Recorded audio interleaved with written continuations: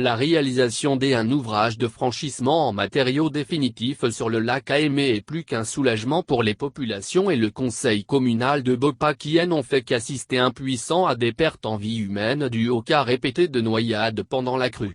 Le maire Abel Djossou se frotte les mains tout en saluant le pragmatisme du gouvernement qui a mis les moyens à disposition pour la construction de ce pont à Djidjozoun. À Djidjozoun dans la commune de Bopa s'érige désormais un pont digne du nom pour permettre la circulation sécurisée des populations sur le lac Aémé. Cet ouvrage construit par le gouvernement est de 80 mètres de portée avec un tablier à double voie, d'une largeur de 3,5 mètres chacune. Il est doté en sus, de 2 trottoirs de 2 mètres de largeur, soit une largeur totale de tablier de 11 mètres. Bien avant la construction du pont, plusieurs cas de noyade étaient enregistrés, notamment durant les périodes de crue car, et l'ancien bâti en matériaux précaires, était chaque fois inondé quand il y a pluie. Le maire de Bopa, Abel Djossou, se rappelle encore le dernier drame survenu sur ces eaux, et qui a jeté tout le pays dans et les mois. C'est avec des bois que la population a fait fabriquer ce pont. Et puis, les gens passaient par le lac avec des barques motorisées qui sont souvent surchargées. Ils ne prennent pas le temps de bien contrôler tous ceux qui doivent rester dedans, et la barque chavire. Il y a souvent beaucoup de noyades. Le 5 août 2020, il y a une barque qui avait pris beaucoup de passagers et des vivres.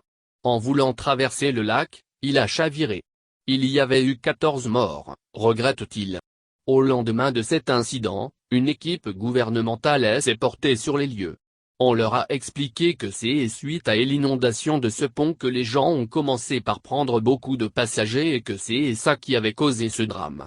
Le gouvernement a alors décidé de vite réaliser cet ouvrage de franchissement, et bientôt, en août, il sera livré à la population, se réjouit la première autorité de la ville de Bopa.